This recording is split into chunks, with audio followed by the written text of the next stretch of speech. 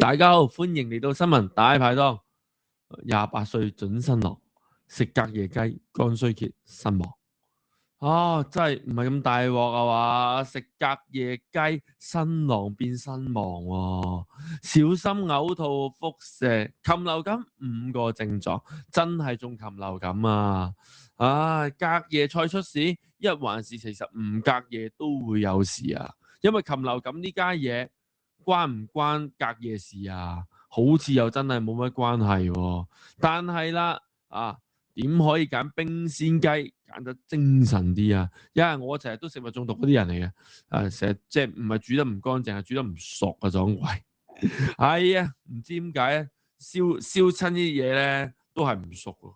我成日食串燒食到唔熟嗰啲，依家我會小心啲嘅。就係以前就唔識控制個火啊嘛。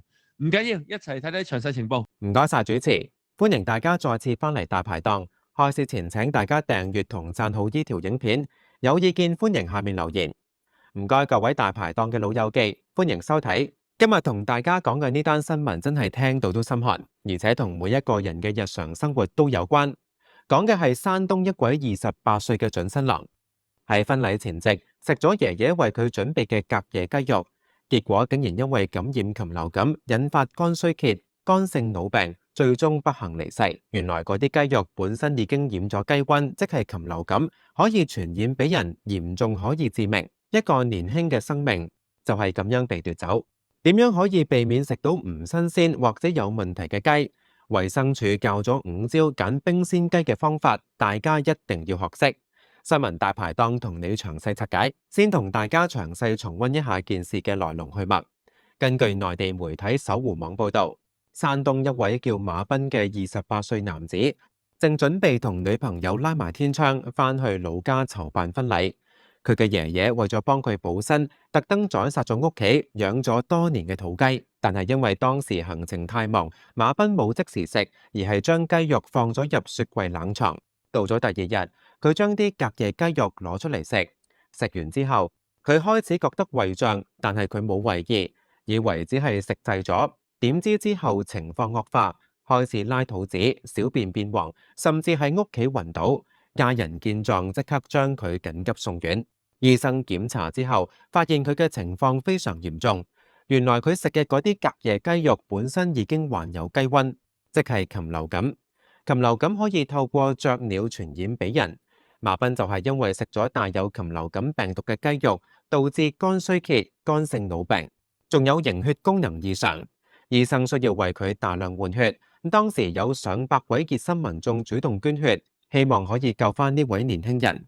可惜，經過多方全力搶救，馬斌最終仍然不幸離世，年僅28歲，婚禮變喪禮，真係令人非常痛心。報道指出，雞瘟係禽流感嘅俗稱，由甲型流感病毒引起，可以透過糞便、口鼻分泌物或者受污染嘅飼料等傳染俾雞鴨、鵝、火雞等家禽，甚至能夠傳染俾豬同人。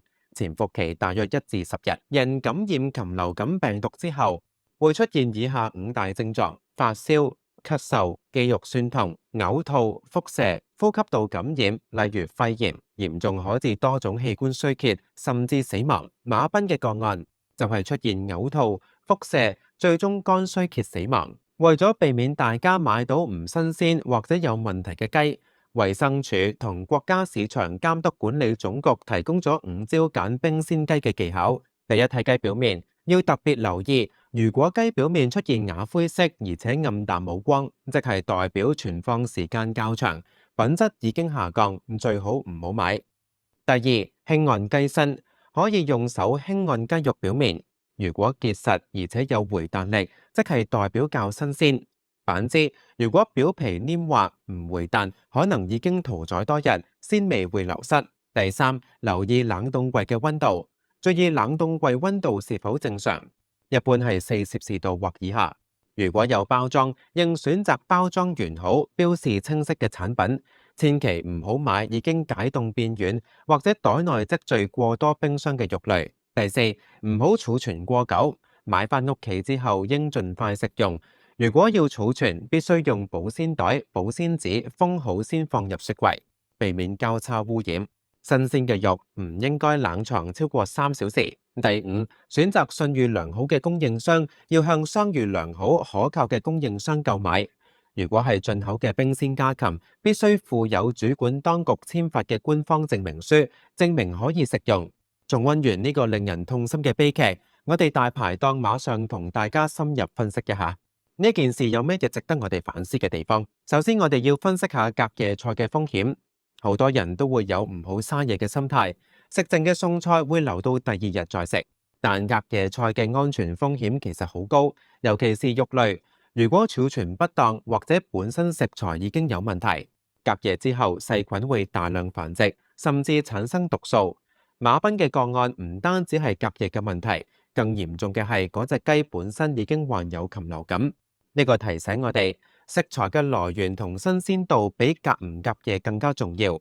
如果來源有問題，新鮮食一樣會出事。第二，我哋要分析下禽流感嘅傳播途徑。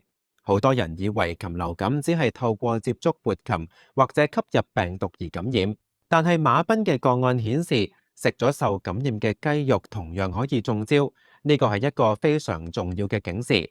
換句話說，即使你唔接觸活雞，只要你食嘅雞肉帶有病毒，你都有機會感染。所以揀雞、煮雞嘅每一個步驟都要非常小心。第三，我哋要分析下家養土雞嘅迷思。好多人覺得自家養嘅雞一定比街市買嘅安全健康，但係馬賓嘅爺爺正正就係因為宰殺咗家養多年嘅土雞，先至間接害死個孫。呢個反映出家養嘅雞如果冇經過檢疫，可能帶有病毒而主人唔知道，反而係街市買嘅冰鮮雞，經過政府檢疫，風險可能更低。所以唔好盲目相信自家養就一定安全。第四，我哋要分析下衛生署揀雞貼士嘅實用性。衛生署提供嘅5招非常實用，尤其係睇表面，輕按雞身，留意雪櫃溫度，呢啲都係大家可以喺街市或超市做到㗎。不過有一點要留意，如果你買嘅係冰鮮雞，表面冇異常，但係其實自己本身已經感染咗病毒，你係冇辦法用肉眼辨別㗎。所以除咗呢5招，最重要嘅仲係徹底煮熟。禽流感病毒喺高溫下會被殺死，所以雞肉一定要煮到全熟先好食。講完分析，我哋一定要睇下網民反應。呢單悲劇曝光之後，網上討論非常激烈，大致可以分為幾派。痛心派，呢班網民對馬賓嘅遭遇感到非常痛心。28歲咋，就快結婚，就咁就冇咗條命。個爺爺一定好自責，婚禮變喪禮。白頭人送黑頭人真係好慘，希望大家可以從呢件事學到教訓，唔好再亂食隔夜雞。恐慌派呢班網民表示驚慌，原來食隔夜雞會死人，以後唔敢食啦。禽流感咁恐怖，食雞都好似還命咁，以後買雞一定要小心啲，煮熟啲。實用派呢班網民多謝分享揀雞貼士，多謝分享。以後買雞會留意多啲，原來雞表面也灰色，即係唔新鮮。長知識啦，徹底煮熟最緊要，唔好貪生。質疑派呢班網民對事件有疑問，隔夜雞放雪櫃，病毒唔係應該死咗咩？點解仲可以傳染？呢一個案係咪真係因為食雞？會唔會有其他原因？希望有更詳細嘅調查報告，等我哋知道真相。總結一下大排檔對呢單28歲準新郎食隔夜雞身亡事件嘅睇法。我認為呢個悲劇有幾個非常重要嘅啟示。第一，食材安全係人命攸關。馬賓嘅死唔係因為佢食咗隔夜餸，而係因為佢食咗帶有禽流感病毒嘅雞。呢個提醒我哋揀選食材、儲存食材、處理食材，每一個環節都要小心，尤其係肉類，一定要從可靠嘅來源購買，並且徹底煮熟。第二，唔好盲目相信家養。家養嘅雞如果冇經過檢疫，風險可能比街市買嘅更高。如果你屋企有養雞，或者有親戚朋友送自家養嘅雞俾你，一定要確保隻雞健康，同埋要徹底煮熟先好食。第三，隔夜菜要小心處理。如果真係要食隔夜菜，一定要確保第一，食材本身新鮮安全；第二，儲存方法正確，盡快放入雪櫃，用保鮮紙封好；第三，食之前要徹底加熱。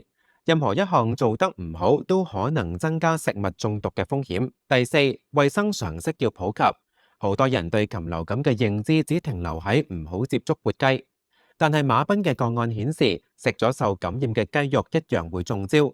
政府同媒體應該要加強宣傳，提醒市民正確處理同烹煮雞肉嘅方法。最後，大排檔想向馬彬嘅家人致以最深切嘅慰問。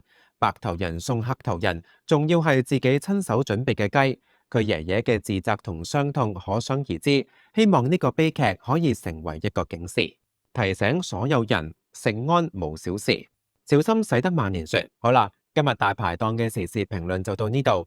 你對呢單隔夜雞奪命事件有咩睇法？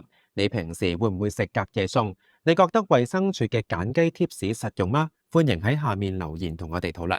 記得留言、分享同埋最緊要嘅訂閱同讚好。我哋下次再同大家開檔講時事。拜拜。